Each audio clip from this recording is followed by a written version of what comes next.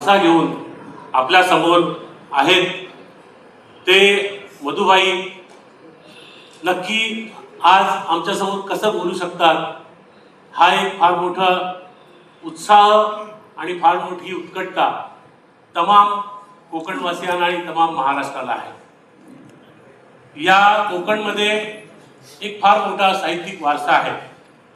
संत सोयरोबा आधुनिक मराठी कवितेचे जनक केशवसूत, विंदा कर्दीकर, माधव काटकरे, कवी आनंद, आरती प्रभू, वसंत सावंत, बदिउजमा खावर, साने गुरुजी, मामा वरेकर, गोनी दांडेकर, श्रीना पेंडसे, नानासाहेब कोरे, रवा दिघे, प्राध्यापक पाध्ये, श्रीपाद काळे, कुसुम अभ्यंकर, हम मराठे, माधव पडुलकर, प्रल मयेकर, मच्छिंद्र कांबळी, गंगाराम गावणकर आदी, धनंजय के, उर्मिला पवार, सुनीता देशपांडे अशी एक फार मोठी साहित्याची एक मोठी परंपरा या कोकणला लाभली आहे। आणि या असं म्हटलं जातं की महाराष्ट्रातल्या साहित्याचा जर विचार केला तर महाराष्ट्रातल्या साहित्यिक, लेखक, कथाकार, कवी, समीक्षक यांचा जर विचार केला तर कोकण त्यातून बाजूला काढलं तर त्यात कोण राहील, तर त्यात कोणच राहणार नाही असं म्हणतात। इतकी दीर्घ परंपरा आहे आणि या दीर्घ परंपरेचा एक नवा कालखंड 1960 नंतरचा तो खऱ्या अर्थाने एका तेजस्पुंज लेखक आणि साहित्यिकांनी निर्माण केला। त्याचं नाव आहे मधु मंगेश कर्णिक। मधु मंगेश कर्णिकांनी जी खऱ्या अर्थाने मराठी साहित्याला जी एक वेगळी पार्श्वभूमी दिली, एक वेगळा लहजा दिला, तो माहीमच्या खाडी या कादंबरीने सामाजिक विषमता, राजकारण, मानवी स्वार्थ आणि मानवी जगण्याची धडपड याचे पहिले वास्तविक चित्रण, महानगरीच्या वेदनांचं, करुणेचं, समस्यांचं पहिलं वास्तविक चित्रण हे मधुबाईंच्या या कादंबरीतनं आलं आणि तिथून खऱ्या अर्थाने एक वेगळी ओळख मधुबाईंची या संपूर्ण महाराष्ट्राला, मराठी साहित्याला झाली। कोकणी वस्ती हा पहिला कथासंग्रह मधुबाईंचा आला। त्याच्यानंतर त्यांचं पारत, तोरण, मंत्र, भुईचापा, देवकी, सूर्यफूल, माहीमची खाडी, जुईली, सनद, कातळ, वारुळ, संधिकाल यासारख्या कादंबऱ्या, जीवाभावाचा गोवा, माझा गाव माझा मुलूक, त्याच्यानंतर व्यक्तिचित्रांमध्ये अबीर गुलाल, दूरदर्शन मालिका, देवकी, सूर्यफूल, भाकरी आणि फूल, वारुळ, जुईली अशी अनेक, करूचा मुलगा हे तर त्यांचं आत्मचरित्रपर लिखाण खूपच गाजलं। आणि या सगळ्याच्या म्हणजे ज्या वेळेला 1990 मध्ये रत्नागिरी येथील अखिल भारतीय मराठी साहित्य संमेलन झालं, त्या साहित्य संमेलनाचे कोकणचा अध्यक्ष मधुबाई कर्णिक झाले। त्यावेळेला खऱ्या अर्थाने ह्या कोकणला त्याचा प्रचंड आनंद झाला, सगळ्यांच्या डोळ्यात आनंदाश्रू उभे राहिले आणि तो खरा कोकणच्या साहित्याचा एक वेगळ्या वळणाला जाणारा प्रसंग होता, ती वेगळी वाट होती। ज्ञाताच्या कुंपणावरून धीरत्व धरून उड्डाण करून त्या गीतांचे ध्वनी निगती, झपूर्जा गडे झपूर्जा, आणि हा झपूर्जा गडे झपूर्जाचा जो वेग झंझावात हा मधुबाईंना त्या संमेलनाच्या माध्यमातून एवढा आला की त्यांनी झपूर्जा निर्माण करणारे कवी केशवसुतांचं स्मारकाचा संकल्प केला आणि तिथून ह्या केशवसूत स्मारकाची उभारणीची संकल्पना मधुबाईंनी त्यासाठी सर्वस्व पणाला लावलं, वेळ दिलाच, धन जमवलंच, कल्पकता लढवली आणि अप्रतिम असं हे संमेलन, हे कवी केशवसूतांचं स्मारक, काव्य शिल्प उभं केलं। असे हे मधुबाई त्यांच्या जीवनातील एक मोठा प्रवास, खूप मोठा प्रवास। आज मधुबाईंचं 95 वय पूर्ण होऊन 96 वर्षात पदार्पण आहे। 90च्या त्यांची पुस्तकं झाली आहेत, अनेक पुरस्कार त्यांना मिळाले आहेत। पण ह्या सगळ्या वाटचालीतील ही वाटचाल एक फार मोठी आहे। ही वाटचाल काय आहे हे आम्हाला खरोखरच माहिती नाही आहे। मधुबाईंची पुस्तकं वाचली अनेकांनी तर सगळी पुस्तकं वाचली, त्याचा अभ्यास केला, त्याच्यावर PhD केली, पण मधुबाईंच्या आतमध्ये एक आणखी नवीन वेगळा मधुबाई आहे, ती ज्याची स्पंदन आहे त्या स्पंदनांना आज आपण ऐकणार आहोत. आणि एवढा रत्नागिरीकर मधुबाई बघा, हे सारे रत्नागिरीकर तुम्हाला नमन करायला आलेले आहेत, हा मधुसंवाद ऐकायला आलेले आहेत. या रत्नागिरीकरांचं मी मनापासून स्वागत करतो. आणि ह्या संवादाला, मधुबाईंच्या अंतरीच्या स्पंदनाला ऐकण्यासाठी आपण या मार्फत सुरू करूया. मी प्रथमतः या ज्येष्ठ कवी, म्हणजे आम्ही त्यांना महाराष्ट्राचा मोठा कवी म्हणतो, की असे आमचे कवी मित्र अशोक भागवे, की ज्यांनी मधुबाईंची पहिल्यापासून साथ केली आहे. मधुबाईंच्या अनेक प्रसंग, अनेक साहित्यिक प्रसंगात आणि कोमसभापासून त्यांचे साक्षीदार आहेत. मी अशोक भागवेंना विनंती करतो की त्यांनी त्यांचा पहिल्या प्रश्नाने त्याची सुरुवात करावी. अजी सोनियाचा दिनू, वर्षे अमृताचा गणू. आज साहित्यातल्या या परमेश्वराला आपण सगळे मिळून वंदन करतो आहोत. वंदन हा शब्द नीट पहा, डोळ्यासमोर आणा. वरचं टिंब काढलं की वदन फक्त राहतं. वदन म्हणजे चेहरा, मुख, तोंड, चर्या, मुद्रा, थोबाड.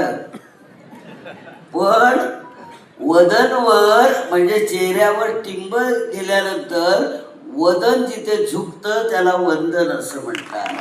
आणि ते आज आम्ही सर्व मिळून रसिकांनी, नुसतं रत्नागिरी नव्हे, कोमसभाच्या सगळ्या शाखा, त्याचे रसिक सगळे जमलेले आहेत.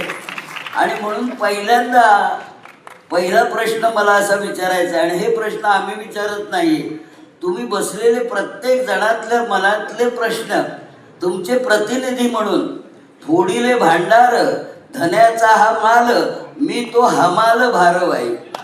त्यामुळे मी हवालाच्या स्वरूपामध्ये यांचा पहिला प्रश्न जो सगळ्यांच्या मनात आहे. आता नवीन पिढी कोमसभाची येते आहे. तर 1990 साली तुम्ही साहित्य संमेलनाचे, म्हणजे अखिल भारतीय साहित्य संमेलनाचे अध्यक्ष असताना तुम्हाला कोमसभाची कल्पना, कोकण मराठी साहित्य परिषदेची कल्पना ही कशी सुचली आणि त्याच्यामागे कारण काय झालं, हे आम्हा सगळ्या कोमसभावासीय रसिकांना, बऱ्याच जणांना माहिती नाहीये. ते आपण प्रत्यक्ष कोमसभाच्या संस्थापक, साहित्यिक आणि आमच्या परमेश्वराकडून आम्हाला ऐकायचे आहे. तर कृपया आम्हाला कोमसभाची आख्यायिका काय झाली ते सांगावे. या रत्नागिरी शहरामध्ये खरं म्हणजे नंतर पूर्ण होतो, या नगरीचे माझ्यावर खूप उपकार आहे. 1951 साली 75 वर्षापूर्वी मॅट्रिक झालं. तो इथे संबंध जिल्ह्यामध्ये, त्यावेळी रत्नागिरी जिल्हा होता, एकच केंद्र होतं रत्नागिरी. मी आलो, मी काही चांगला विद्यार्थी नव्हतो, पण उत्तम मार्गाने पास झालो. कदाचित रत्नागिरीची देवताची कोण असेल ती मला मदत झाली असेल. त्यानंतर तो एक महत्त्वाचा एक यश होतं, छोटंसं यश. मॅट्रिकच्या परीक्षेमध्ये पास होणं म्हणजे काय फार मोठी डिग्री नाही. त्यावेळी आमच्यासारखं यश होतं, छोटंसं यश. पण छोटंसं यश मला या रत्नागिरीमध्ये मिळालं. त्यानंतर पुन्हा 30 वर्षानंतर मी लिहायला लागलो. अभ्यास फारसा केला नाही, शिक्षण प्रकार घेतला नाही, पोटासाठी मागे लागलो आणि लिहायला लागलो. 14 वर्षापासून मी लिहायला लागलो. माझी कविता 14 वर्षी प्रसिद्ध झाली, छापून आली. नुसती लिहित नव्हतो, छापून येत होतो. त्यामुळे मी नंतर साहित्याचा ध्यास घेतला. आपल्याला कविता लिहिता येते. एक फार मनाला स्पर्श करणारी गोष्ट सांगतो. मी फारसा हुशार विद्यार्थी नव्हतो, वाढत होतो, उन्हाळत होतो. माझ्या आईला काळजी वाटायची, या मुलाचं काय होणार. माझे चुलते डिस्ट्रिक्ट जज होते मुंबईला, रेव्हेन्यू ट्रॅव्हलर ते कुठे होते. ते कुठे आणि तू कुठे, तू अभ्यास पण करत नाहीस. पण माझी आणखी आजारी होती. माझे 4 वर्षात असताना वारले. आई 14 वर्षे वारली. परंतु आईने जाण्यापूर्वी माझी कविता छापून आली. आई हे बघ, माझी कविता छापून आली. त्या माऊलीच्या डोळ्यातून वेगळा अश्रू आल्याने तू मोठा लेखक हो. नंतर ती गेली. तिचे आशीर्वाद असो काही असो, पण या ठिकाणी मी मॅट्रिक पास झालो आणि पहिली कथा माझी या रत्नागिरीमध्ये छापून आली. त्यावेळी रत्नागर नावाचा एक पाक्षिक होतं, वाघधरे म्हणून संपादक होतो, पण नाव आठवत नाही आता. वाघधरे, दीनानाथ वाघधरे. दीनानाथ, बरोबर. तरी माझी पहिली कथा प्रसिद्ध केली रत्नागिरीमध्ये. आणि तिथून मी काय चेकळण्यासारखं लिहायला लागलो. मी लिहितो त्यातलं एक अक्षर, एक पान साबारपण आलेलं नाही. मी लिहित गेलो तर सगळं सकाळी प्रकाशित होत गेलं. मी लिहायला लागलो 4-5 वर्ष झालं नाही, तोपर्यंत पु ल देशपांड्यांचं माझ्याकडे लक्ष गेलं. आणि तू लिहित जा, पण तुम्ही प्रस्ताव द्याल का? पु ल देशपांड्यांची पहिली प्रस्तावना माझ्या पहिल्या पुस्तकाला, त्यानंतर माझी 80 पुस्तकं झाली आणि पुलंच्या 80 प्रस्तावना झाल्या. एक प्रसार स्पर्श. त्यानंतर मी लिहायला लागलो. रत्नागिरीमध्येच पुन्हा तिसरं यश की साहित्य संमेलनाचं अध्यक्षपद. माझ्यासमोर माझे स्नेही विश्वासराव पाटील बसले आहेत. आजचे ते आघाडीचे लेखक आहेत साहित्यिक म्हणून. ते आज माझ्या प्रेमाखाली रत्नागिरीला आले. त्यांना माहिती आहे साहित्य संमेलनाचा अध्यक्ष मिळवणं ही किती कठीण गोष्ट आहे. त्यावेळी तर फार कठीण गोष्ट होती, मतदार व्हायचो. आज विश्वासराव तुम्ही फार भाग्यवान आहात की तुमची निवड न होता तुमची नॉमिनेशन झालं, तुम्हाला निवड लढवावं लागलं नाही. हे मी 30 वर्ष धडपड करतोय की साहित्यिकामध्ये निवडणुका लावू नका, निवडणुका राजकारणाच्या हातात पाठवून द्या. आपण भीमसेन जोशी आणि लता मंगेशकर याची तुलना मतदारांकडून करणार का? दोघंही श्रेष्ठ आहेत. विश्वास पाटील श्रेष्ठ आहेत, मधुभाई आपल्यामध्ये श्रेष्ठ आहेत. निवडणुका लावू नका. परंतु निवडणुका लागल्या आणि अशोक त्यावेळी माझ्यासमोर प्रश्न असा आला की मी कोकणातला, मुंबईचा, मला कोण निवडून देणार? पुस्तकं लिहिते, पुस्तकं खपतात माझी वगैरे, ठीक आहे.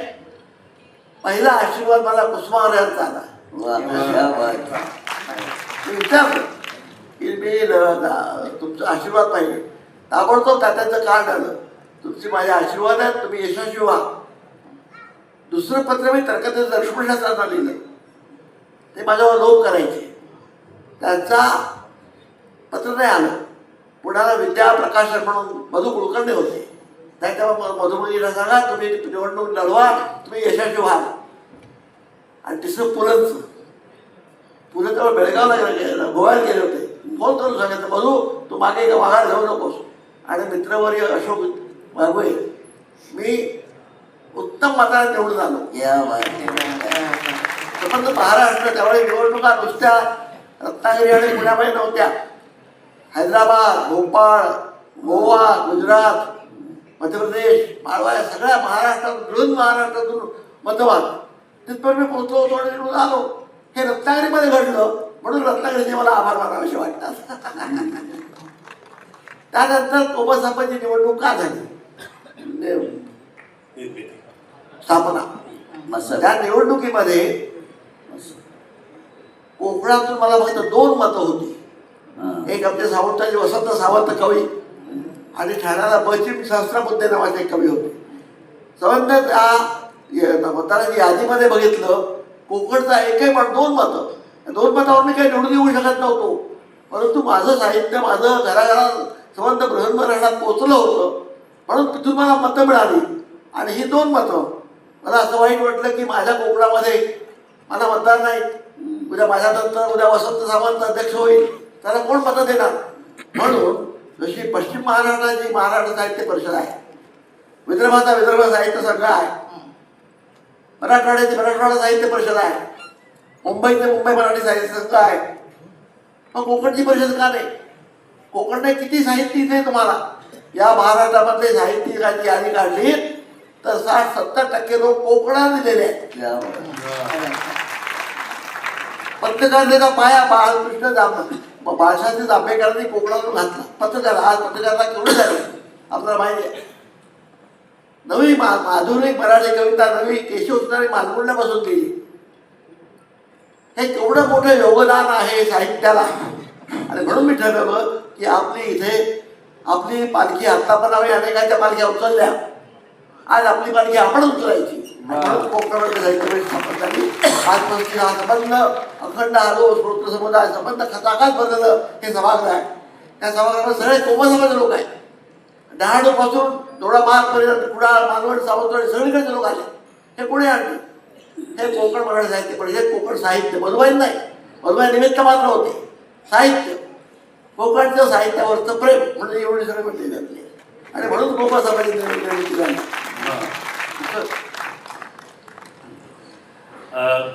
कोमसपची निर्मिती नंतर पुढची जी वाटचाल आहे किंवा मधुबाईंच्या एकूणच साहित्याची वाटचाल आहे, तर मला वाटतं की आमचे मित्र अरुण म्हात्रे आपण त्या संदर्भात मधुबाईला विचारू. सर्वांना नमस्कार.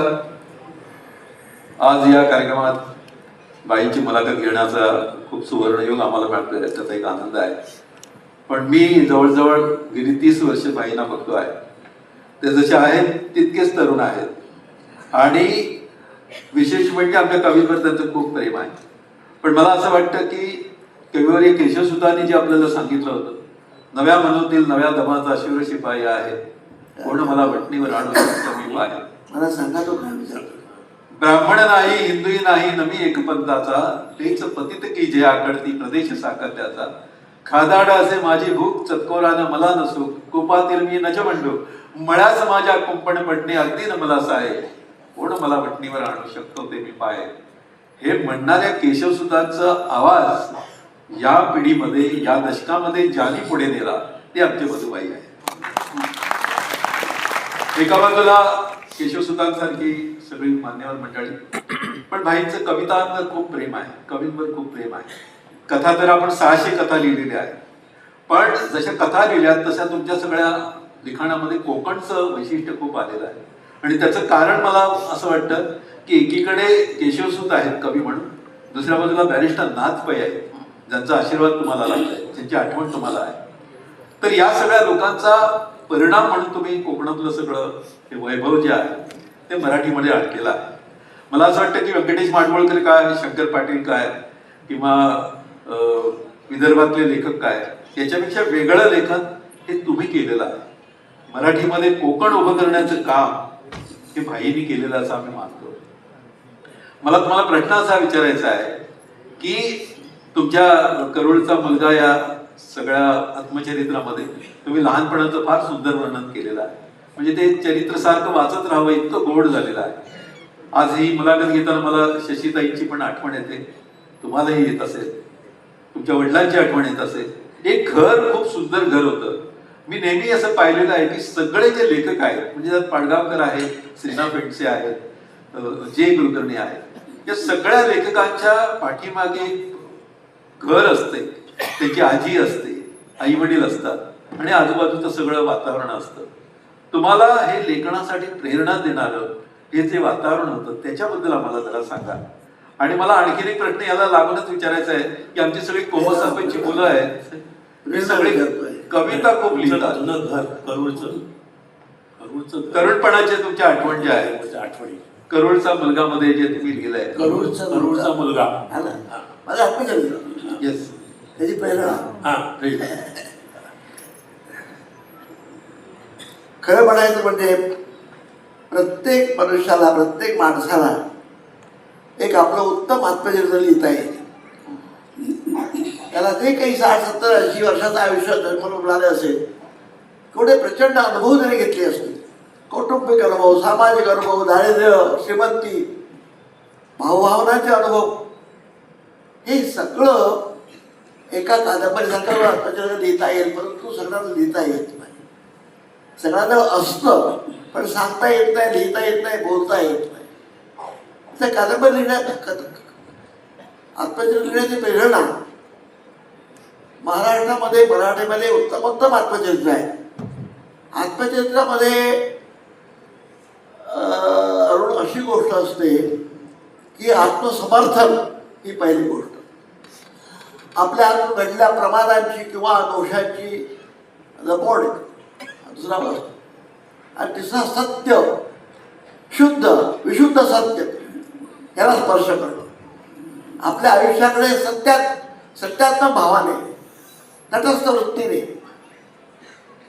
एक प्रकारच्या वेगळ्या दृष्टीने परत पाहणं, त्याला आपण अंतर्मुख होऊन पाहणं म्हणतो. आणि त्यामध्ये सत्यांश आणणं हे फार महत्त्वाचं असतं. म्हणून अनेक आत्मचरित्राचं ही आपली कोकिली केलेली आहे, ही आपली कैफियत आहे. मी अनेक आत्मचरित्र वाचली. लक्ष्मीबाईंचं आत्मचरित्र हे आदर्श म्हणत आहे. काय ते बायने लिहिलंय, अप्रतिम लिहिलंय. आणि अलीकडच्या काळातले मला आठवत नाही, अनेकाने लिहिली आहेत. तो मी जो एक गोळाबेरीज केली माझ्यापुरती, की मी जे सांगितलं ते खरं सांगेन, खोटं सांगणार नाही. कोर्टात शपथ घेतात ना माझी शपथ घेतली. माझ्या जो सांगण्याचा जो खूप आहे, मी जवळजवळ शून्य, मला कोणी लहानपणी मार्गदर्शन नाही. शाळा चांगली नाही, खेड्यामध्ये अत्यंत छोट्या खेड्यात म्हणजे आलो. असं असतं मी साहित्यिक कसा झालो, कोणती परिस्थिती म्हणजे आई माझी जिंकली. मला आठवतं की माझ्या हायस्कूलमध्ये असताना साने गुरुजी येऊन गेले होते आणि साने गुरुजींनी गोष्ट सांगितली मला. त्याच्या आधी एक महिनाभर त्याची श्यामची आई पुस्तक वाचलं होतं. माझी आई आजारी होती. पुस्तक वाचले मला मी भारून गेलो, अरे काय आहे किती सुंदर लिहिलंय. तोपर्यंत मी पुस्तकं खूप वाचली होती. माझ्या वडिलांनी माळ्यावर खूप पुस्तकं ठेवली होती. माझ्या पुस्तकात त्या आहेत. ती वाचताना मला वाटतं कोकण कुठे आहे या समज पुस्तकामध्ये. माझं कोकण, माझं रान, माझं बाळ, माझी भातशेती, माझे डोंगर, माझ्या नद्या, माझे कुळवाडी, माझ्याकडचे माझे गाभीत, माझे भंडारी, माझे ही काय पण कोणी नाही. फक्त सदाशिव पेठेतला वसंत शिवाजी महाराजांच्या गट्ट्यावर जातो वसंतीला भेटायला आणि त्याच्या गालावर रक्तिमा तर रक्तिमा म्हणजे काय, आम्हाला रक्तिमा माहीत नव्हता. फक्त आम्हाला रक्तिमा काजू बोटावर तो किंवा रतांबीच्या फळावर येतो रक्तिमा माहिती. युवतीच्या गालावरचा रक्तिमा आम्हाला कधी पाहिलाच नाही ना. आमच्या आयुष्यामध्ये युवती आलीच नाही. आमच्या आयुष्यामध्ये पुस्तकं आली, साने गुरुजी आले. आणि ज्यावेळी साने गुरुजी मी 4वी-5वीमध्ये होतो आले गोष्टी सांगायला मला खूप आनंद वाटला. आणि माझ्या डोळ्यासमोर कल्पना अशी होती की लेखक म्हणजे राजविंडा पुरुष सुद्धा देखणार पांढरा गोरा गोरा पार वगैरे तुमच्यासारखा. मी आमच्याकडे असं होतं, आम्हाला हॉल नाही शाळेला, तर छोटी शाळा होती. आम्ही उडाल बसायचो. एका बाजूला मुलं, एका बाजूला मुली, मध्ये पॅसेज झाले असतो. मी फारसा चांगला विद्यार्थी होता, त्यामुळे मी शेवटी बसतो. सगळं भलता काही प्रश्न विचारला जॉमेट्रीचा, अल्जेब्राचा, आपल्या येता येणार लांब बसतो. आणि फक्त मला लेखक कसा असतो ते पाहायचो. आयुष्यात पहिला मी लेखक पाहिला तो साने गुरुजी. आणि मी अत्यंत उत्सुकतेने, आणि ते पुस्तक वाचलं होतं त्यामुळे त्याच्यात ती आई आणि गुरुजी असे हळूहळू चालत आले. त्यामुळे ते पंढरपूरच्या अभियानावर होते. पंढरपूरचं जे विठोबाचं त्या ह्याचं ते गोपुरी म्हणून गाव आमच्या जवळ आहे. आप्पासाहेब पटवर्धन त्यांचे मित्र असे मुक्काम केला. ते माझ्या गावात आले छान कणकवलीला. मी अत्यंत उत्सुकतेने लेखकाला पाहायला होता. तेव्हा साने गुरुजी त्याने श्यामची आई लिहिली, हिच्या आईमध्ये माझी मला आई दिसत होती. आणि गुरुजी असे चालत झाले माझ्या शिक्षकाबरोबर. मी एकदम नाराज झालो, अरे हा लेखक माझ्या गावचा सरपंच पण या चांगला दिसतो. मुरगाळी टोपी, अंगावर खाद्याचे बळकट कपडे, जाडजाड वाहणा, आणि हळूहळू एखाद्या, अरे हा लेखक. मी नाराज झालो. गुरुजी आले, खाली बसले. आम्हाला काही खुर्च्या बिर्च्या काही नव्हत्या वेळी, आम्ही जमणे बसायचो, ते पण जमले होते. आणि गुरुजीची पोच तुम्ही असे बसायचे, असे बसले आणि खाली मान घालून हळूहळू तरी गोष्ट सांगायला सुरुवात केली. गोष्ट सांगता सांगता त्यांचा आवाज चढला. ते आम्हा मुलांकडे उघड्या डोळ्याने असं बघायला लागले. मी खूप मागे बसलो होतो. त्यांच्या त्या डोळ्यामध्ये जे ममत्व होतं, जे मातृत्व होतं, जी आई होती त्या डोळ्यामध्ये, आणि गोष्टीमधली आई आपल्या आईचीच गोष्ट सांगत होती. जी माझी आई सांगायची मला, तू आई बघू नको, अभ्यास कर चांगला. साने गुरुजींच्या श्यामला पण आई तेच सांगत होती. श्याम अवघड होता. तो म्हणला मला आंघोळ करायची आहे, तू तुझा पदर पसर. त्या पदरावर पसरून माझ्या पायाला, तर माझ्या पायाला माती लागेल. आणि त्या माऊलीने आपलं अर्धवट जे फाटकं पत्र तो बसला पदर आणि धाकटा श्याम घरात आला. श्यामची आई म्हणाली, अरे श्याम, तू माझा पदर पसरला, मी पसरला, मी आई आहे, मी उद्या नसेल, तू मोठा होशील, त्यामुळे तुला पदर कोण पसरणार? तू टॉवेल घेशील पण त्यावेळी पदर पसरणारी आई नसेल, पण एक लक्षात ठेवा, आम्ही तुझं अंग पुसते, तुझं साबण मिळेल, तुझं अंग स्वच्छ होईल, पण तुझ्या मनाला मळ लागला तर कोण पुशील? माझ्या आई हे सांगायचं मला. त्या गोष्टीतून स्वतः मी जो चालत रांगत माझ्या नकळत मी आलो तो गुरुजींच्या समोर बसलो. त्या गोष्टीमध्ये मी इतका तल्लीन झालो की मी शेवटी बसलो होतो, तो अंगत मला गुरुजी आणि गुरुजी उठले, माझ्या खांद्यावर हात ठेवला. बाय, तुझं नाव काय? माझं नाव मधू. मी सांगितलं, मधू फार गोड आहे, चांगला गोड वाढ. आणि माझ्या आधारे गुरुजी उठले, हळूहळू निघून गेले. मी घरी आलो, तरंगा लेखाच्या पिसासारखा मी लेखक पाहिला. लेखाच्या गोष्टीचा लेखक माझी बोलला, लेखाने माझं नाव विचारलं आणि चांगलं सांग. मी घरी तरंग माझ्या आजारी आईला सांगितलं. आई म्हणले, कोण होते आज? साने गुरुजी. काय सांगितलं त्याने? आई रडायला लागली, मी रडायला लागली. हे लेखाचं बीज इथे बीज पडलं की जे गुरुजीने सांगितलं. मोठा हो लेखक, मोठा म्हणजे काय? मला लेखकच होता. मी डॉक्टर होऊ शकत नव्हतो, इंजिनियर होऊ शकत नव्हतो, कोणी होऊ शकत नव्हतो, कारकून तो मी झालोच. मॅट्रिक नंतर कोण मॅट्रिक, पण सुदैवाने माझ्याजवळच्या माझ्या आईने, माझ्या गुरुजीने मला आणि माझी परमेश्वर दत्त, निसर्गदत्त बुद्धिमत्ता होती, प्रतिभा, प्रज्ञा, काही म्हणतो मी. त्यामुळे खूप पुढे गेलं, खूप पुढे गेलं. जनरल मॅनेजर मोठ्या मोठ्या मला पदव्या मिळाल्या, खूप मोठ्या आस्थापना मिळाल्या आणि खूप मोठ्या पदावर मी गेलो. परंतु हा लहानपणचा वर्ष आठवत नाही. प्रेरणा लिहायची जी होती तुमची, त्या ठिकाणी मला गुरुजींसारखं लिहिता आलं पाहिजे, सोपं साधं सरळ. आणि ते माझी पुस्तकं असते, अलंकारिका कुठेही नाही. मी साधं सरळ लिहित गेलो आणि आज तुमच्यासमोर मी लेखक म्हणून उभा आहे. माझी प्रेरणा साने गुरुजी होती, माझी आई होती आणि मी वाचलेली पुस्तकं होती. खरा तो एकच धर्म जगाला प्रेम असं अर्पावे हे सांगणारे साने गुरुजी, त्यांचा स्पर्श, त्यांचा सहवास लाभलेलं ह्या सभागृहात कोणीही नसेल, मला खात्री आहे. असे मधुबाई, त्यांची संपूर्ण साहित्याची प्रेरणाच ती होती आणि तोच सगळा मृद स्पर्श त्यांना घेऊन आज इतक्या प्रदीर्घ वाटचालीत गेला. म्हणूनच ते सहज निघून जातात. ही नव्हेच अफवा, ही कवितेची ओढ, ही नव्हेच अफवा, ही कवितेची ओढ, ही चिमूट माझ्या आयुष्याची धूळ, ही चिमूट माझ्या आयुष्याची धूळ, ही नवे वंदता कुणी कुणी रचलेली, ही हा मैफिलीतला एकच शुद्ध विषाद. मधुबाईंची ही अलौकिक प्रतिभा आपण आज बघा. आजही त्यांची स्मरणशक्ती किती म्हणजे अशी ताजी टवटवीत आहे. तर त्याचा ह्याच्या पुढेही आपल्याला अनुभव आज घ्यायचा आहे. मी नमिताताईंना विनंती करतो की त्यांनी त्यांचा प्रश्न घ्यावा.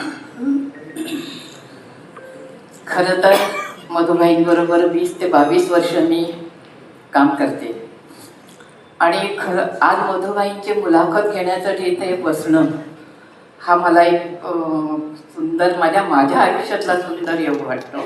आणि आता जो प्रश्न विचारणार आहे तो मी माझे सगळे कोकण मराठी साहित्य परिषदेचे पालघरपासून सिंधुदुर्गपर्यंत शेकड्यातनं लोक आलेली आहेत, त्यांची प्रतिनिधी म्हणून विचारणार आहे. कारण जशी मी 20-22 वर्ष काम करते तशी अनेक जण मधुबाईंबरोबर आहेत. मधुबाईंनी पुस्तकं लिहिली, 80हून अधिक पुस्तकं लिहिली, वाचक अधिक निर्माण केले, जगण्याचं बळ त्या पुस्तकातनं आपल्याला मिळालं. हे सगळं आहे, खरं आहे. पण त्याच्यापेक्षा त्यांनी कोकणातनं अशी आमची असंख्य माणसं ज्यांना साहित्याचं, लेखनाचं, वाचनाचं आणि चांगला माणूस बनण्याचं एक स्वप्न दिलं. आज जे काय आम्ही सगळेजण घडलेले आहोत, म्हणजे एक दिशा मिळते म्हणतात ना, नेहमी म्हणतो आपण की लेखक दिशा देतो, त्याचं प्रत्यक्ष उदाहरण आम्ही आहोत. एक जडणघडण अशीच होत गेली की ह्या विचाराने भाईंनी आता साने गुरुजींचं आपल्याला उदाहरण दिलं आणि आमच्या दृष्टीने भाई साने गुरुजींपेक्षा वेगळे नाही आहेत. जो एक मूल्यसंस्कार दिला जातो ना, तो मूल्यसंस्कार भाईने आम्हाला त्यांच्या मार्गदर्शनातून दिला. एक प्रश्न आता भाईंना असा विचारणार आहे, संस्थेचा प्रश्न आहे. भाई, आपण 33 वर्षापूर्वी मालगुण येथे कवी केशवसू स्मारकाची उभारणी केली. हां पहिलं आपण ती उभारणी केली तिथे आणि त्याचा सगळा पुढाकार, त्याचं सगळं नेतृत्व सगळं तुम्ही केलं. या 33 वर्षात टप्प्याटप्प्याने आपण काम करत केशवसूत स्मारक आज अधिक देखणं सुंदर करत गेलोय.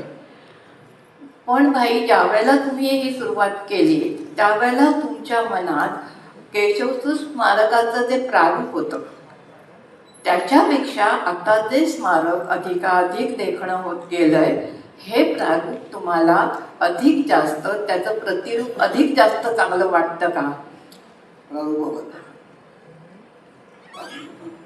केशवसूत स्मारक आणि त्याची स्थापना हा माझ्या हातून होणं हा एक अद्भुत चमत्कार म्हटला पाहिजे.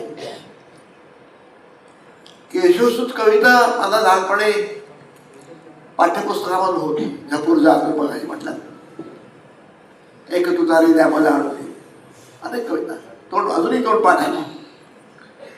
परंतु त्याच्या गावी मी जाईन, कधीतरी त्यांचं स्मारकाचा माझ्या मनामध्ये विचार येईल, कधीतरी माझ्या हातून त्यांचं स्मारक होईल, असं मला स्वप्नातही कधी वाटलं. 60-62 साली मी रत्नागिरीला आलो होतो. तर मी गणपतीपुळ्याला नमस्कारासाठी गेलो. तिथून जवळ मालगुंड आहे, केशवसूत गाव, तिथे गेलो. तेव्हा घर तिथल्या लोकांना दाखवलं.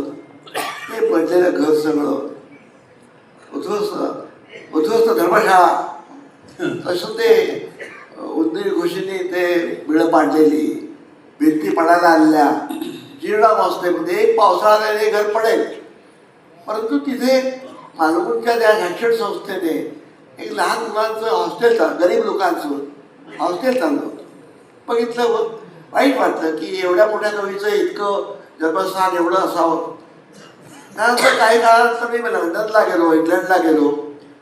त्यामुळे लंडनला माझं जाण्याचं महत्त्वाचं काम होतं. असं सगळं युरोप वगैरे बघितलं, ठीक आहे, की लंडनला शेक्सपियरचं स्मारक कसं आहे ते पाहायचं. आणि शेक्सपियर आम्हाला लहानपणापासून माहिती, त्याचे ऑथोलो, हॅमलेट हे सगळं माहिती होतं, वाचलेलं होतं. आणि मी लंडनहून वेळ काढून स्टॅफर्ड अपॉन एव्हन नावाचं गाव आहे, छोटं गाव आहे, रत्नागिरीसारखं, रत्नागिरीपेक्षा लहानच म्हटलं पाहिजे. त्या ठिकाणी शेक्सपियरचं स्मारक बघितलं. 400-450 वर्षापूर्वीचं शेक्सपियर जन्मलं ते घर साहेबाने इंग्रजाने असं जपून ठेवलं आहे. थॅचिंग म्हणतात. थॅचिंग म्हणजे आपली केवढी घरं जुनी गवताची, त्या थॅचिंग त्या केलेलं घर जुनं 450 जसं. आणि मी शेक्सपियरने वापरले दौत, कागद, सगळं एकूण एक गोष्टी चष्मा ठेवलेला आहे. मी थरारून गेलो, काय एवढं शेक्सपियरचं काय केलं. त्या गावामध्ये इंडस्ट्री नाही, धंदा नाही, काही नाही, फक्त शेक्सपियर. एक गाव आहे आणि त्या गावात जगभरचे लोक येतात आणि त्या गावात आलं. मला वाटलं, अरे आपले गडकरी, आपले बालकवी, आपले केशवसूत, आपले बाळशास्त्री, केवढी नावं मोठी मोठी मोठी, त्याची नावं, त्याचं नाव निशाणी नाही महाराष्ट्रामध्ये. हा महाराष्ट्र इतका अभावी कसा? केव्हा तरी आपण याचा विचार केला पाहिजे. आणि ज्यावेळेला शक्य झालं, मी ज्यावेळी इथे अध्यक्ष झालो ना 1990 साली, माझी 60 वर्ष पूर्ण व्हायची होती. माझ्या आधी जे साहित्य संमेलनाचे अध्यक्ष 55, 40, 42 असे, शेवटचा अध्यक्ष मी, तो 60च्या आधी झाला, तो इथे. इथून ज्यावेळी मी येत होतो मुंबईवरून रत्नागिरीला संमेलनासाठी, तेव्हा मी एकटा नाही आलो. माझ्याजवळ 20-25 लेखक होते. माझ्याजवळ गडकरी होते, वसंत बापट होते, पाडगावकर होते, अनेक लोक होते. नावं सांगते. गाड्यातून आम्ही इंटरसेंटर आलो. मला माधव गडकरी म्हणाले की मग तू कसं जायचं? म्हणते बा, रत्नागिरीला जर जायचं असेल तर वाटेतले जे सर्व महनीय लेखक आणि साहित्यिक आहेत समाज, त्या नमस्कार करून जायचं. आणि आम्ही दुपारी 1 वाजता मुंबईवर निघालो. रात्री 12 वाजता आंबवड्याला आलो. आंबवडे म्हणजे बाबासाहेब आंबेडकरांचं गाव. त्यांचा जन्म तिथे नाही झाला, पण त्यांचं गाव, त्यांच्या वडिलांचं, आजोबांचं, वडिलोबांचं आंबवडं. रात्री 12 वाजता गेलो. समज गाव आपल्या सोबत, थंडीचे दिवस, डिसेंबर महिना, 21 तारीख. समजलं दलितवाडा उभा होता, गाव आला होता. आंबेडकर बाबासाहेबांच्या ते अस्थी ठेवले आहे, ते पाहिलं मी. तिथून पुढे आलो होतो पालघरला, सानेगुरूच्या गावाला. सानेगुरूचं मी पाहिलं, प्रगती पुस्तक आहे. 2 आणे वर्गाची फी न भरल्यामुळे नाव काढलं. सारे म्हणजे 5 वर्षाचे होते, 6 वर्षाचे. हे नाही नाव काढून टाकलं, वडिलांना फी भरला वाचता येत नाही. तो माणूस होता किती मोठा झाला आपल्याला माहिती आहे.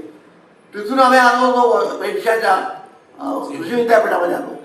पेन्शाचं मुरुड, गरव्यांचं मुरुड गरव्या मुरडी हे सगळं हिंडत करत आम्ही वाटेत माधव कवी, आनंद कवी यांना मग केला. महामहोपाध्याय काळे ही महाराष्ट्राच्या कोकणातली दौलत आहे. ती सगळे बघत बघत आम्ही इथे आलो. दुसऱ्या दिवशी इथं आलो, बाबासाहेब आंबेडकरांचा नमस्कार केला, सावरकरांकडे गेलो, तिथं नमस्कार केला, टिळकांच्या घरी गेलो, नमस्कार केला आणि मग मी इथे आलो. त्यावेळी एक मनात झालं की आपण करतो. तेव्हा मालगुंडला ज्यावेळी मी त्या वाट्यात असतो, त्या मालगुंडच्या लोकांनी मला निवेदन दिलं की 1966 साली केशवतांची जन्मशताब्दी झाली, तेव्हा महाराष्ट्र शासनाने कमिटी नेमली होती. वादळ कुलकर्णी वगैरे त्याच्यामध्ये होते, परंतु काही झालं नाही. तुमच्या कारकिर्दीमध्ये हे स्वागत व्हावं अशी आमची इच्छा आहे. मला आठवतं देवरूचे सुरेश जोशी होते त्याच्यामध्ये भाई मयेकर होतं, मयेकर नव्हते, हा भाई मयेकर त्या एज्युकेशन होते, सदानंद पारकर होते. आणि मी तिथे आम्ही केशवतांच्या अंगणामध्ये बसलो. पाडगावकरनी कविता म्हटली, बापटनी कविता, सगळ्यांनी कविता म्हटल्या. आणि ते निवेदन मी वाचलं. महाराष्ट्राचे मधुबन पेशकरने अध्यक्ष साहित्य संमेलन. आणि मी काय म्हणू आपण त्याला, अदृश्य शक्ती माझ्या मुखामध्ये आली काय माहीत नाही. मी म्हटलं ठीक आहे, माझ्या कारकिर्दीमध्ये या स्मारकाची मी जेवढी मला करता येईल तेवढी सेवा करेन, शक्यतो उभं स्थापना पण करेन असं बोलून गेलो. इथं आलो, संमेलन अप्रतिम झालं. संमेलनाच्या अखेरच्या वेळी समारोपाच्या वेळी मी आवाहन केलं की मला असं वाटतं की इथे 30-35 किलोमीटरवर केशवतांचं गाव आहे, अत्यंत पडीक अवस्थेमध्ये घर आहे, ते उभं करायचं आहे. आपल्याकडून मला आव्हान. आणि सांगतो तुम्हाला प्रदीप, माझ्या हातामध्ये 10-12 लोकांनी आणून दिले. कोणी 100, 200 बदलला सुरामुळे ग्रस्त होते, ते 5,000 रुपये आणून दिले. 12,000 रुपयाची 10,000 माझ्या हातात जमले. मला वाटलं की हे स्मारक होणे महाराष्ट्राची इच्छा आहे, गरज आहे. आणि मी झपाट्याने कामाला लागलो. आणि तुम्हाला माहिती पुढचा इतिहास सांगायला अनेका लोकांना माहिती आहे. पहिल्यांदा मी कोकण करणे साहित्य परिषद स्थापन केली 21 मार्चला. आणि लगेचच दुसऱ्या महिन्यामध्ये मालवणला गेलो आणि केशवदास स्मारकाची खुर्टी मारली, काय म्हणतात त्याला, भूमिपूजन केलं. आणि नंतर यावेळी मी इथे जातो. फार 10 वर्ष मी खूप कष्ट केले. पैसे नव्हते, माझ्याकडे नव्हते, संस्था तर उभीच नव्हती. त्या एसटीच्या खेड्यापाड्यातून मी सर्वांना कोकणभर हिंडलो. कोमल सापर आणि केशव स्मारक एसटीतून जायचो. माझं नाव माहिती होतं, लोकांना मला जेवण घालायचे, माझं खर्च आतिथ्य करायचे. ती 10 वर्ष मी त्या स्मारकासाठी तर मला धन नव्हतं, ते वाचून केली. हळूहळू स्मारक उभं राहिलं. आणि आता तुम्ही बघता 35 येणे मी नाही केलं, तुम्ही या सर्व मंडळींनी केलं. हा जो संबंध कोकणचा साहित्य संप्रदाय, साहित्यप्रेमी लोक आहेत, त्यांनी हे उभं केलं. केशवतांची प्राप्त काल हा विशाल भूधर सुंदर लेणी तयार करूया, हे घोषवाक्य घेऊन जे उभं राहिलेलं जे केशवसुतांचं स्मारक, हे जागतिक पातळीवरचं एक काव्यशिल्प ही मधुबाईंची ह्या संपूर्ण कोकणला आणि ह्या साहित्य विश्वाला आणि ह्या महाराष्ट्राला देण आहे. या निमित्ताने मी आमचे प्रदीप ढवळे यांना विनंती करेन की मधुबाईंचा जो इतर प्रवास आहे, त्या प्रवासातले अडथळे आहेत वेगवेगळ्या, तो त्या संदर्भातलंही थोडंसं त्याला स्पर्श करावा. नमस्कार. मी नेहमी असं म्हणतो की एकाच ध्येयाच्या ध्रुव ताऱ्यावर जन्माच्या बोलीने लक्ष केंद्रित करून विधायक नजरेचा माणूस जर निघाला तर किती अभिजात प्रतीचं काम होऊ शकते. उदाहरण आपल्या समोर बसलेलं आहे. आज या सभा म्हणजे सभागृहामध्ये आमच्या कोकण मराठी साहित्य परिषदेचे अनेक सदस्य आहेतच, पण विशेषतः म्हणजे कॉलेजचे तरुण मुलं आहेत. आज तरुण मुलं सगळे आज भाईनं बघतायत. काल परवापर्यंत माझ्या मनामध्ये शंका होती की या तरुणाला इकडे आणायचं कसं. वयाच्या 96व्या वर्षी इथे येऊन ज्या पद्धतीने आता बोलता येत नाही, थक्क करणार आहे. ही एनर्जी आहे बाईकडे. मला अनेकांनी प्रश्न विचारले, कसं काय भाई इतक्या वेळ बसू शकतात. पण मी अनुपचं मनापासून कर्णिकचं कौतुक करेन की अगदी मुंबईपासून विमानाने मोप्यावरनं त्याच्या गावातनं इथे सकाळी आल्याला त्यांची जी एनर्जी आम्ही पाहिली ना, आम्हाला स्वतःलाच लाज वाटली. आज मी माझ्या तरुण मुलांच्या वतीने प्रश्न पाहिजे विचारतोय की आजची पिढी अपयश थोडं पदरात पडली की नैराश्य येतं, काय करावं हे सुचत नाही या विद्यार्थ्यांना. तुम्ही तुमच्या आयुष्याचा खूप मोठा प्रवास केलात आणि या सगळ्या प्रवासामध्ये यशापेक्षा अपयशाने तुम्हाला जास्त काय शिकवलं? यशापेक्षा अपयशाने तुम्हाला जास्त काय शिकवलं? खरं सांगायचं म्हणजे अपयशाने मला यशामध्ये दिलं. क्या बात, क्या बात, क्या बात.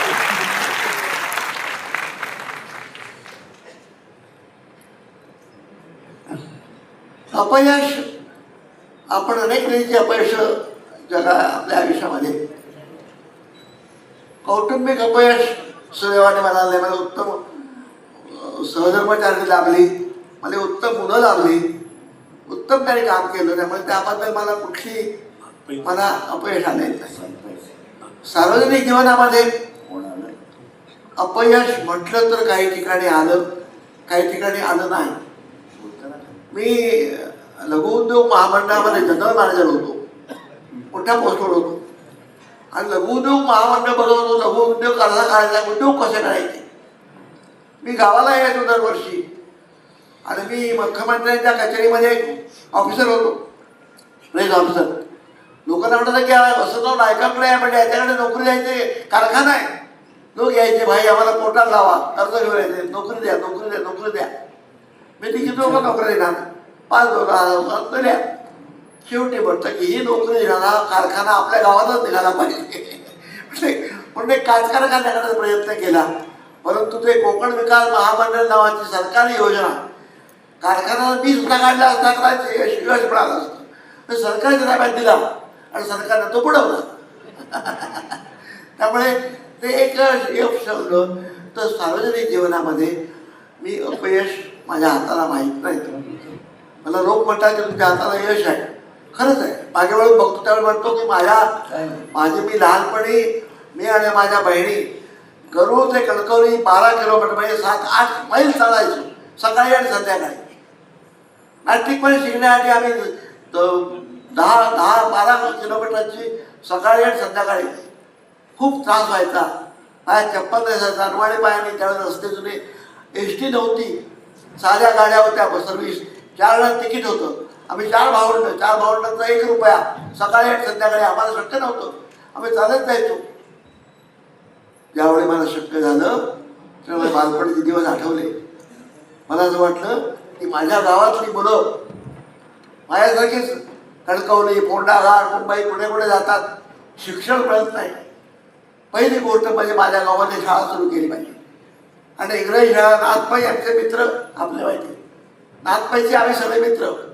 नाथपाई जाऊन मुक्त ते वारले होते, ते करूला येणार होते माझ्या गावी. त्यांच्या नावाने नाथपाई ज्ञान प्रबोधिनी 1968 साली मी स्थापन केली आणि आज तिला जवळ 50 वर्ष होती. माझे शिक्षक इथे आलेले आहेत. उत्तम त्याची शाळा माझ्या जिल्ह्यामध्ये आहे आणि हजारो विद्यार्थी माझ्याकडे ग्रॅज्युएट होऊन घेऊन गेले. हे यश. काही न शिकलेल्या माणसाने शिक्षण उभं केलं, करावंच लागतं. त्यानंतर साहित्यामधलं यश तुम्हाला माहिती आहे. काही गोष्टी नाही मिळाल्या, काही गोष्टी मिळाल्या. मिळाल्या त्यामध्ये मी संतुष्ट आहे. आता अमुक गोष्ट नोबेल प्राईज मला नाही मिळणार, नोबेल प्राईज आता मिळत नाही, आणखी अमुक प्राईज नाही मिळणार, ते नाही मिळणार. पण जे मला मिळालं त्यामध्ये मी सुखी आहे. मी विश्वासराव पाटीलसमोर बसले आहेत माझ्या. या रत्नागिरी साहित्य संमेलनामध्ये त्यांचं पहिलं दुसरं पुस्तक आलं होतं. नवीन उमदा लेखक 2022 पांगिरा आणि झाला धरती या 2 पुस्तकांचा माझ्या अध्यक्ष भाषणामध्ये उल्लेख केला. नवा महाराष्ट्र घडतोय, नवे तरुण लिहित आहेत आणि विश्वास पाटील यांची पांगिरा आणि आनंद पाटील नावाचे ग्रस्त होते त्यांचं काबूत आवर्जून आठवण केली होती. आज तुम्ही त्या ठिकाणी सन्मानाने बसलेले आहात. मला आनंद वाटतो. हे माझ्या हाताला यश आहे. मधुबाईंच्या खूप आठवणी आहेत. आता एक मी प्रश्न विचारतो की मधुबाई, तुम्ही बॅरिस्टर नागपाईंच्या आठवणीचं एक खूप चांगलं पहिलं स्मारक उभं केलं. तर बॅरिस्टर नागपाईंच्या तुमच्या काही आठवणी या निमित्ताने आम्हाला ऐकायला आवडतील. नाथ पै हे एक विलक्षण व्यक्तिमत्व होतं. आजच्या काळामध्ये राजकारण, आजच्या काळामध्ये पुढारी, आजच्या काळातले राजकीय पक्ष हे सगळं मी बाजूला ठेवतो. 60-70 वर्षापूर्वीचं महाराष्ट्र, त्यावेळेचं नेतृत्व यशवंतराव चव्हाण आणि समाजवादी पक्ष तो आज नामशेष झालेला आहे. त्यावेळेस S.N. जोशी, जॉर्ज फर्नांडिस, नानासाहेब गोरे, नाथ पै, किती आता जे कृपलाने आणि जयप्रकाश होतेच, पण महाराष्ट्रापुरते मी सांगतो माझा नाव तर समाजवादी पक्ष होता आणि त्याचे आम्ही श्रेयदार नाथचे. नाथकडे इतका गोडवा होता स्वभावाचा की तो एका बैठकीत समोरच्या माणसाला आपलं करून टाकायचा. मी माधव गडकरी, जयवंत दळवी हे सगळे साहित्य त्यांच्या जवळचे मित्र.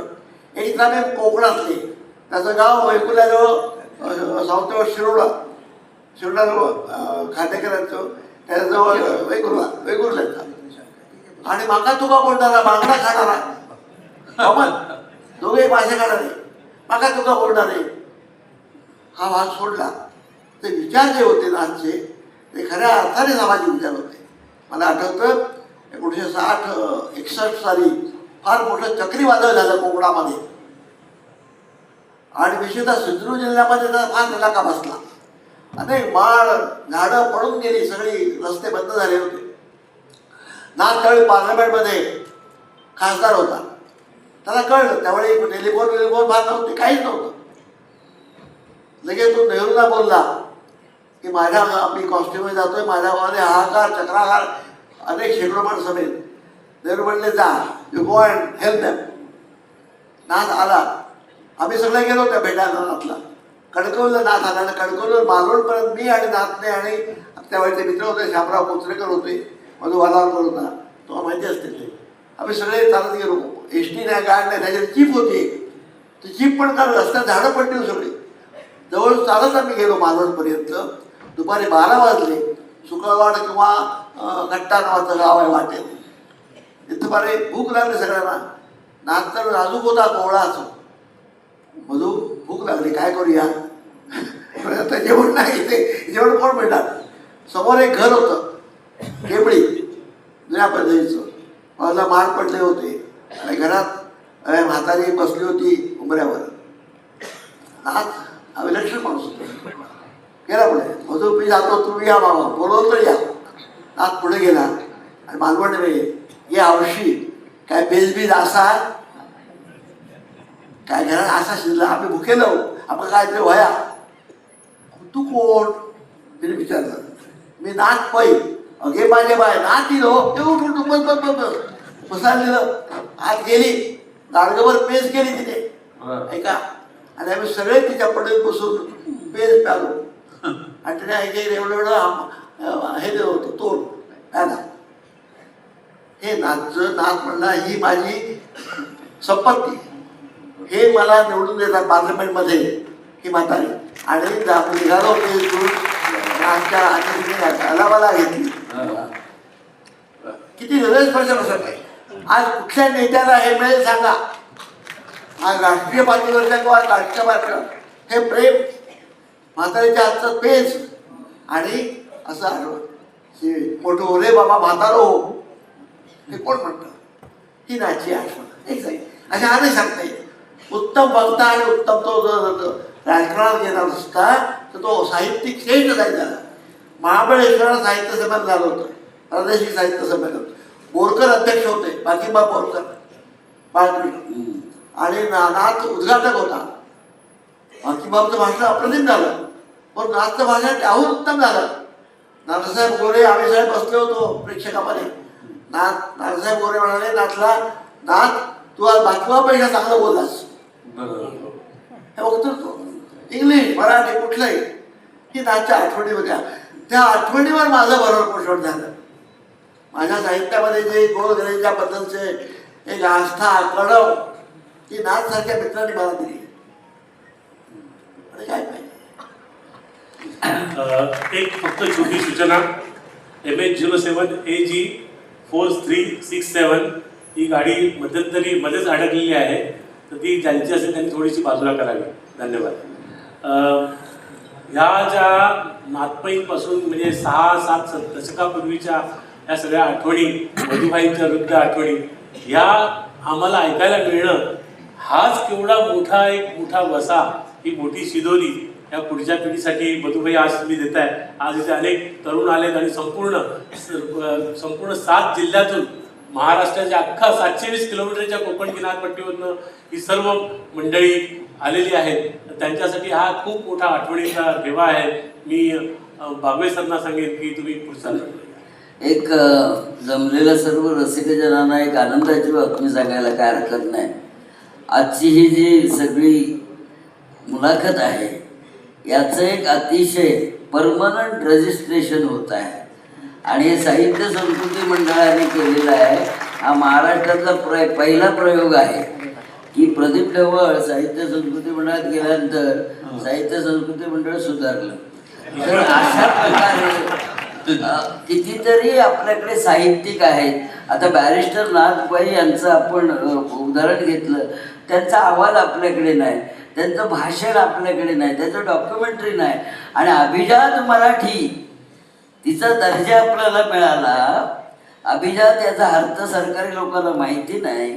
अशा वेळी अभिजात मराठी याचा जो पाठपुरावा केला त्यातले पहिले वीर होते मधु मंगेशकर.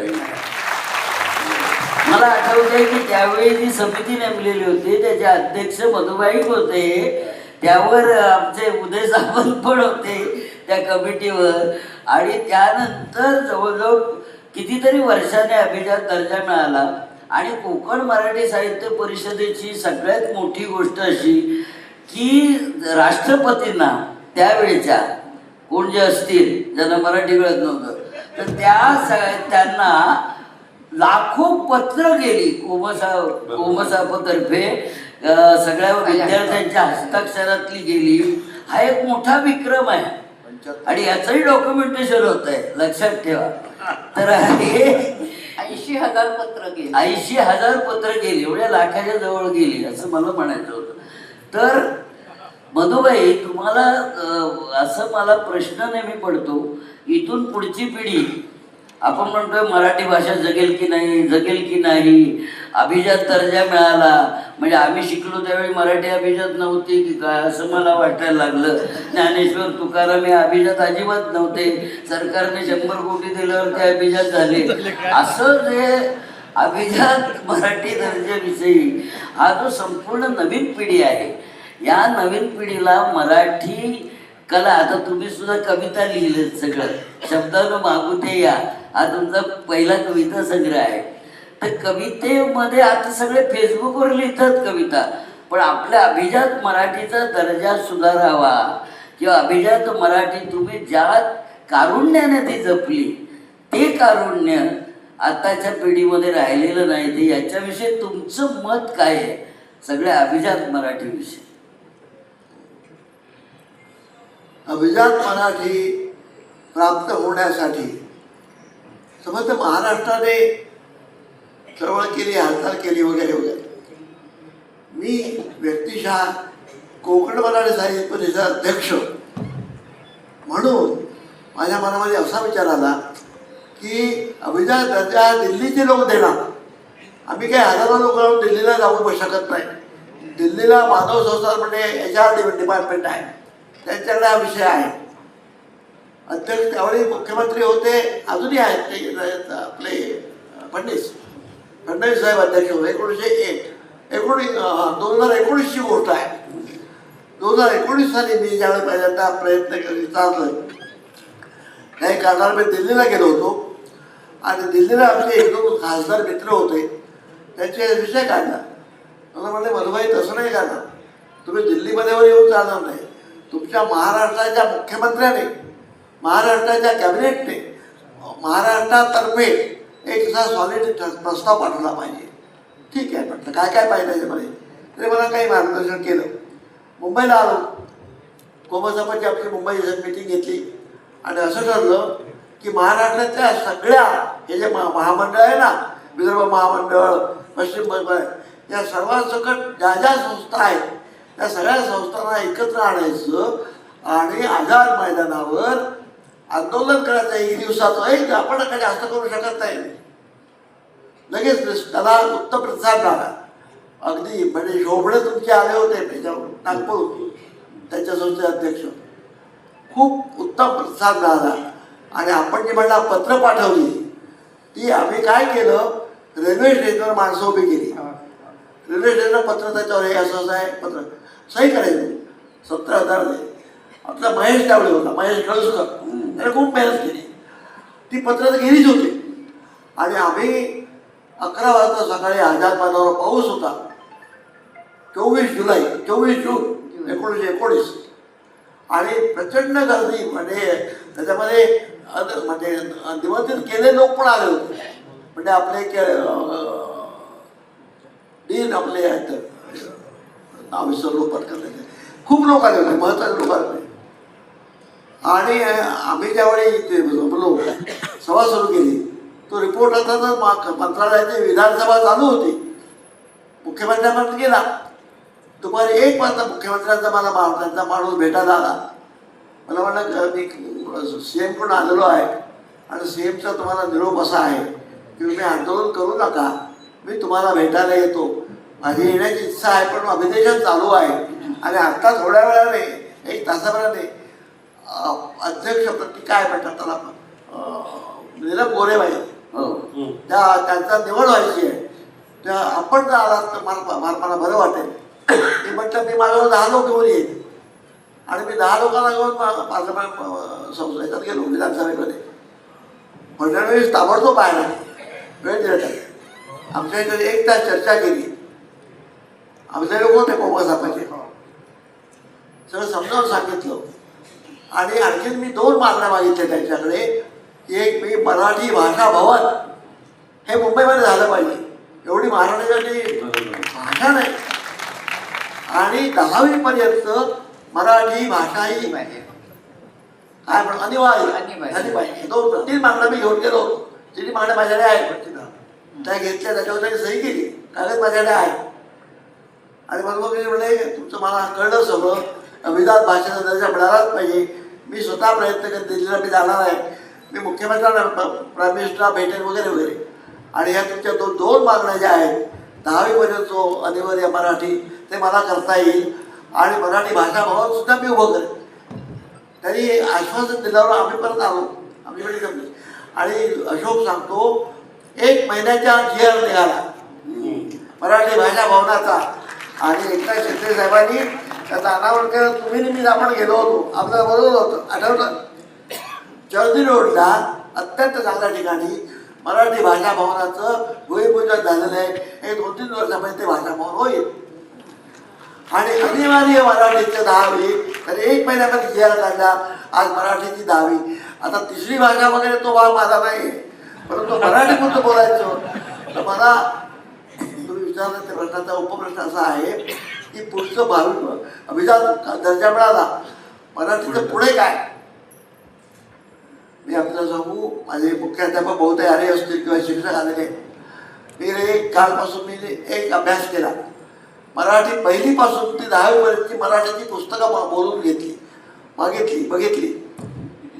ही मुलं पुढे मराठी वाचणार, शिकणार, लेखक होणार, सायंटिस्ट होणार.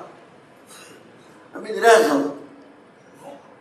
मोठ्या मोठ्या वृत्तपत्रातून, दूरदर्शनवर मराठी असं लिहिलं जातं, मी पाणी पिलो किंवा मी पाणी पिले. अरे ही कुठली मराठी. आम्ही आंबोलीला गेलो, त्या ठिकाणी हत्त्यांचे कळप बघितले. हत्त्यांचे कळप, हत्ती. आम्ही महाराष्ट्राला गेलो, मूर्त्या पाहिल्या, 100 मूर्त्या पाहिल्या. मूर्तीचं एकवचन मूर्तीच असतं, हत्तीचं एकवचन हत्तीच असतं. पाणी प्यालो म्हणायचं असतं, पाणी पिलो नाही. हे आत्ताचं मराठी. आणि माझ्या ते पुस्तकामध्ये मी लिहिलंय, गव्हर्नमेंटला मी लिहिणार आहे आता. 7ही पुस्तकाचा 10ही पुस्तकाचा अभ्यास केला. अहो पहिलं पुस्तक काढलं ना, सवय पुस्तक चित्राने भरलेलं. चित्र पहिल्या तुम्ही जे शिक्षक तुमच्यापैकी असतील त्याला बघा, तुमचं पहिलं जे पुस्तक शिकवता मराठी पहिलीला म्हणजे पाचवीला पहिलीला पहिलीला त्यामध्ये पहिली दोन पुस्तक केवळ चित्र आहे, मजकूर नाही. त्या विद्यार्थ्यांच्या 7, 8, 9, 10 वर्षाच्या विद्यार्थ्यांच्या मनामध्ये महाराष्ट्राचे उद्योगमंत्री, रत्नागिरी जिल्ह्याचे पालकमंत्री या सर आपण वरती घ्या. उदयजी सामंत यांचं स्वागत आहे. त्यांचं नुकतंच आपल्या सभागृहात आगमन झालंय. शेवटचा प्रश्न शेवटचा प्रश्न घेतोय तो आता आमचे अरुण म्हात्रे घेतील. सर्वप्रथम आपण उदयजी सामंत यांचं स्वागत करूया सर्वांनी टाळ्या वाजवून. हा गौरव भाषेचा सन्मान मराठीचा, हा दिशा दिशांवर आज पसरला रंग कोकणाचा. सर आपल्याबद्दलच बोलवतो म्हणजे उदय सामंत या नावाने नाही, सरकार आणि मराठी भाषा. प्रश्न मी विचारला. आपण माझ्याबरोबर आहात मला माहिती आहे. मराठी भाषेच्या संदर्भामध्ये आपण माझ्याबरोबर आहात. माझे आणि आमचे विचार तुमचे एकच आहेत. त्याच्यापुढे जी पार्श्वभूमी सांगत होतो की अभिजात भाषा प्रणालीचं आम्ही आंदोलन केलं होतं, आपल्याला माहिती आहे. आणि फडणवीस साहेब बाहेर आले होते, मला आशीर्वाद त्यांनी अभिवाचन दिलं. मराठी अनिवार्य भाषा 10वी करायची त्यांनी केली. ज्या निघाला भाषा भवन पाहिजे मला, ते चंद्रपुरात त्यांनी केलं, ते होईल. आता अभिजात भाषा दिल्लीहून व्हायची होती, ती पण तुमच्या गव्हर्नमेंटने प्रयत्न मनापासून केले. म्हणून तुम्हाला मी धन्यवाद देतो, वयाने मोठा असल्यामुळे आशीर्वाद देतो की तुम्ही तुमच्या कारकिर्दीमध्ये अभिजात भाषेचा दर्जा मराठीला मिळाला. आता यांचा प्रश्न असा होता की मराठी भाषा अभिजात झाली, पुढे काय? पुढे जी तरुण मुलं आहेत किंवा शाळेतली, म्हणून मी सांगत होतो की माझ्या शाळेमध्ये मी शाळा जी चालवतो माझ्या गावामध्ये, तिथल्या शिक्षकांकडून मी पहिलीपासून 10वीपर्यंतची मराठी पुस्तकं मागवून घेतली, ती वाचली, अभ्यास केला आणि मला असं दृष्टोत्पत्तीला आलं. आता आपण भाषा मंत्री आहात, फार महत्त्वाची जबाबदारी आपल्यावर आहे आणि आपण समज कॅबिनेटला फार मोठ्या पदावर आहात. केवळ मंत्री नाही, मंत्रिपदामध्ये सुद्धा आम्हाला कळतं कोण मोठं आहे तरी. आपण फार मोठी जबाबदारी तुमच्यावर आहे. मी जो अभ्यास केला 1 ते 10 या पुस्तकांचा, त्यामध्ये पहिलं पुस्तक मी बालभारती, आपण मागून घ्या उद्या ते वाचा.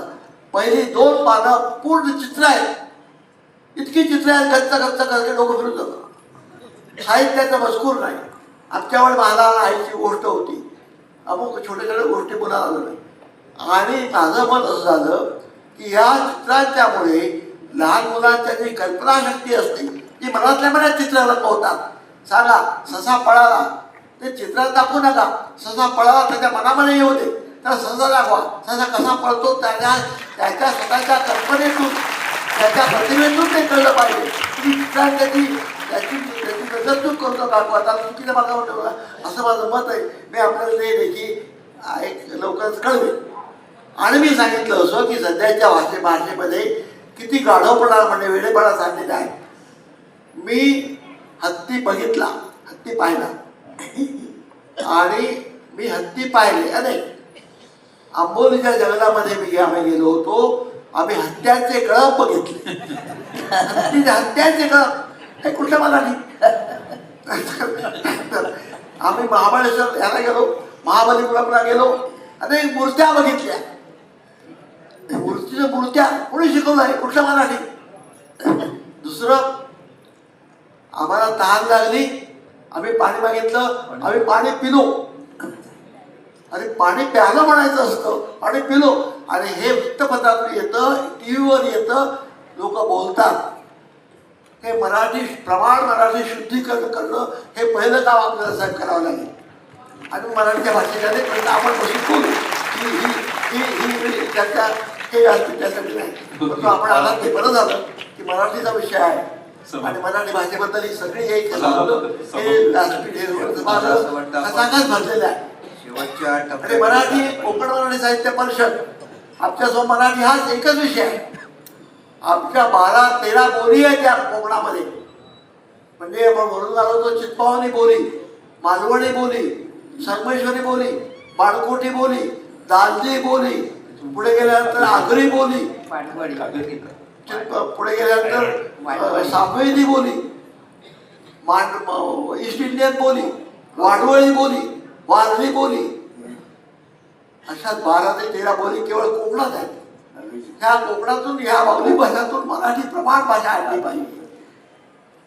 साळुंके नावाचे आमचे मित्र आहेत सातारला, ते मला म्हणले मधुबाई असं पण म्हणता येईल की मला पाणी पाहिजे, पाणी सुद्धा पाहिजे, मला पाणी बी पाहिजे, तर सुद्धा त्याऐवजी बी हे वापरता येईल का आपल्याला प्रमाण भाषेमध्ये. म्हणून प्रमाण भाषेकडे आपण लक्ष दिलं पाहिजे. प्रमाण भाषा अधिकाधिक शुद्ध, चित्रपित्र नको, मुलांच्या कल्पना मोकळं सोडा. मुलं अफाट विचार करतात, मुलांच्या मी सांगतो ती स्वतः गोष्टीत असतात. तुम्ही चुकीची गोष्टी सांगून त्यांना चुकीच्या मार्गात देऊ नका. ही सगळी मी 7 पुस्तकं काढून असली आणि अभ्यास केला पहिलीपासून. माझ्या लहानपणी किंवा तुमची माझी तिसरी म्हणजे माझ्या नातवाच्या वयाचे तुम्ही आहात, तिसरी पिढी तुम्ही वाचतात. माझ्या लहानपणी प्रल्हाद केशव अत्रे, माटे, विठ्ठलराव घाटे अशी पुस्तकं होती, सोडून द्या. आता काळ बदलता, नव्या पद्धतीप्रमाणे रोबो आला, यंत्रमानव आला, हे आलं पाहिजे. परंतु मराठी भाषा सुद्धा शुद्ध राहिली पाहिजे, यासाठी आपण प्रयत्न केले पाहिजे. आपण आम्ही तुमच्यावर आहोत आणि तुम्ही आमच्यावर आम्हाला पूर्ण माहिती आहे. हीच चर्चा चालली होती आणि आपण असे आलात, ऐकलं, बरं झालं. पुढे अभिजात मराठीचा विषय सुरू होता आणि मधुबाई खूप जुन्या आठवणी सांगत होते आणि त्याच वेळेला मराठी भाषा मंत्री तिथे प्रत्यक्ष आले.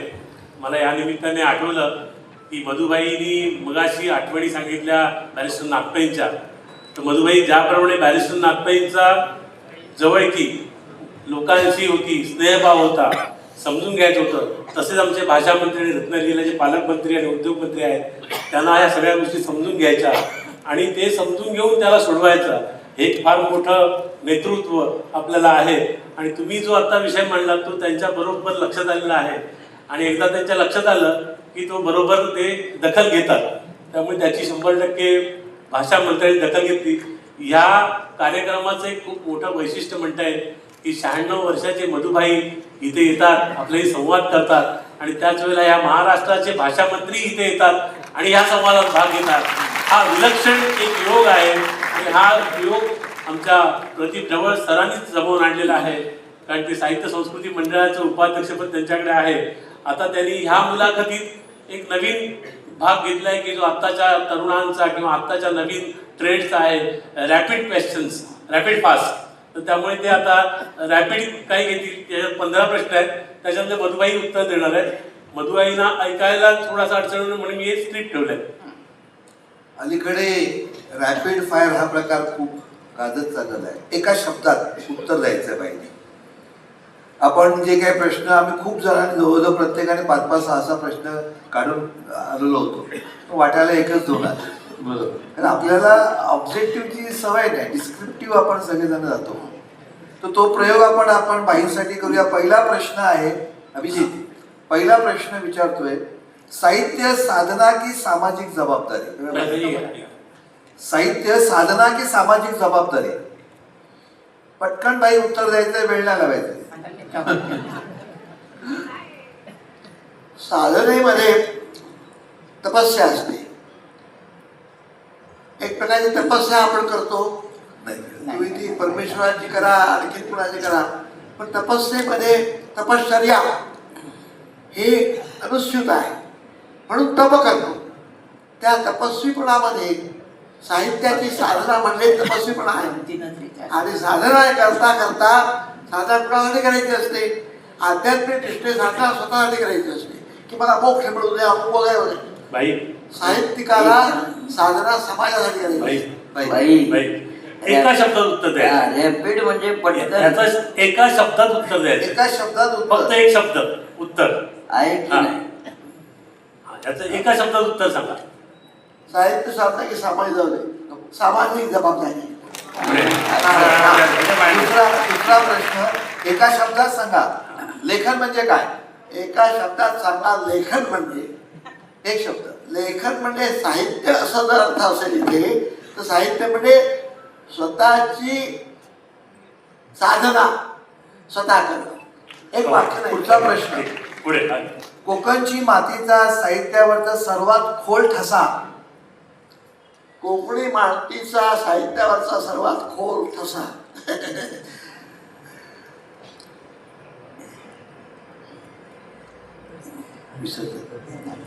कोकणाने आता एका शब्दात सांगता येणार नाही, एका वाक्यात सांगेल. कोकणाने गेल्या 100, 100, 150, 150 वर्षामध्ये असंख्य प्रतिभावंत आणि प्रज्ञावंत साहित्यिक आणि पत्रकार विचारवंत ते देशात, महाराष्ट्राला आणि देशात दिले. त्याच्यामधलं खोल ठसा हा केवळ कोकणावर उमटलेला नाही, तो सगळ्या देशावर उमटलेला आहे. त्यामुळे साहित्यामध्ये खोल ठसा कोकणाने देशावर उमटला. मी अनेक मुलांना येऊन सांगेन, आता वेळ नाही. पुढचा प्रश्न. पहिलं लेखन छापून आलं पहिलं तेव्हा लेखन छापून आलं तेव्हा काय वाटलं? आनंद वाटला.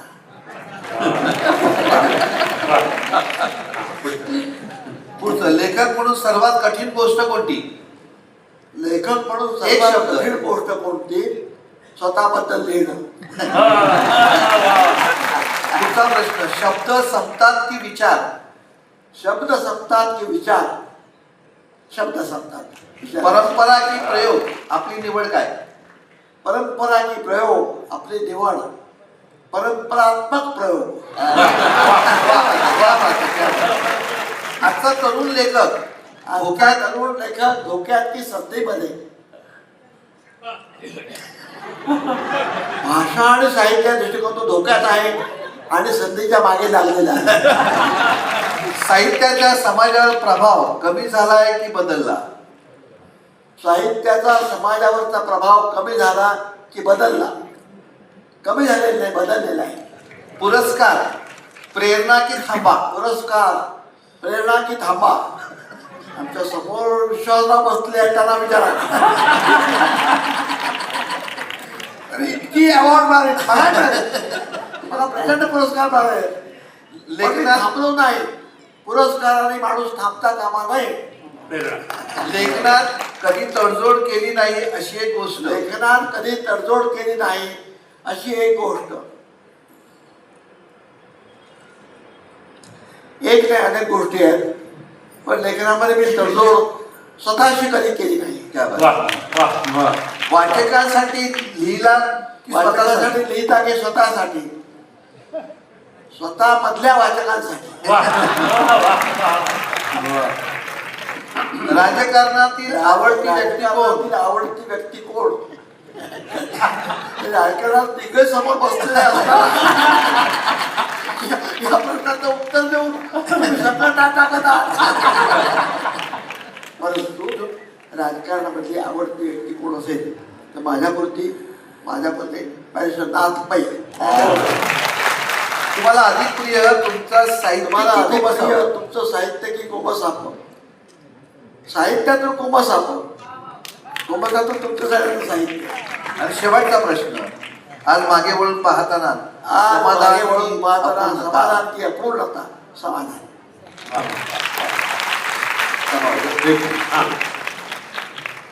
इतके सगळे प्रश्न, इतक्या सगळ्या प्रश्नांची उत्तरं, संपूर्ण आयुष्याचा पट 95 वर्षाचा समोर, इतकं सगळं काम केलेलं, इतकी सगळी माणसं जमवलेली, इतकी सगळी माणसांची नाती जमवलेली आणि सगळे टक्के टोणपे खात हा आयुष्याचा प्रवाह केला. आणि आज इतकं मोठं स्थान की सगळ्यांना त्यांच्या पायाशी नतमस्तक व्हावं असं वाटतं. इतकं मोठं स्थान त्यांनी निर्माण केलं. पण हा टप्पा काही सहज येत नाही. त्याच्यामुळे कुठल्या पण मुलाखतीमध्ये मला नेहमी सुरेश भटांची गझलेची आठवण येते. त्यांनी सगळं आयुष्यातलं सगळं सार त्या गझलेमध्ये लिहिलेलं आहे, जे सगळ्या लेखकांना लागू पडतं, सगळ्या माणसांना लागू पडतं. त्या गझलेच्या ओळीने मी या आपल्या मुलाखतीची सांगता करतो. सुरेश भटांनी असं म्हटलेलं आहे, दे मजला जगण्याचे बळ अजून, दे मजला जगण्याचे बळ अजून, उठते रे काळजात कळजून, दे मजला जगण्याचे बळ अजून. त्यांचा सगळा भूतकाळ पण पाहिला. तो नवता सोनेरी भूतकाळ, तो नवता सोनेरी भूतकाळ, या माझ्या पाठीवर वळ अजून, या माझ्या पाठीवर वळ अजून. आणि काय दादा मधुबाईंचा माणूस म्हणतो, मी नुसता बहरणार लहरणार, मी नुसता बहरणार लहरणार, कर दुनिये तू माझा छळ अजून, क्या बात आहे. कर दुनिये तू माझा छळ अजून, दे मजला जगण्याचे बळ अजून. आणि कोकणातला उन्हाळा ज्यांनी बघितला असेल त्यांना हे कळेल की ही कसली रणरणती भर दुपार, ही कसली रणरणती भर दुपार. पण या दुपारमध्ये सुद्धा चांदणं शोधणारी माणसं आहेत.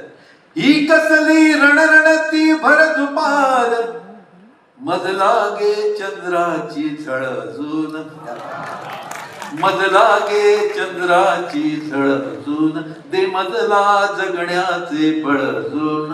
आणि एखादा लेखक इतकं सगळं बोलतो, इतकी सगळी उत्तरं देतो, रॅपिड फायरची उत्तर देतो, पण मनातल्या मनात एक गोष्ट सांगत असतो. ती गोष्ट काय, हे माझे केवळ काही तरंग, हे माझे केवळ काही तरंग, हे माझे केवळ काही तरंग, तू कोठे पाहिलास तळ अजून,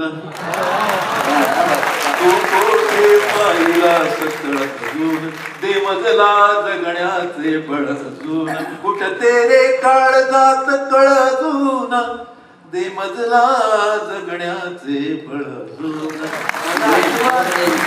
भाऊ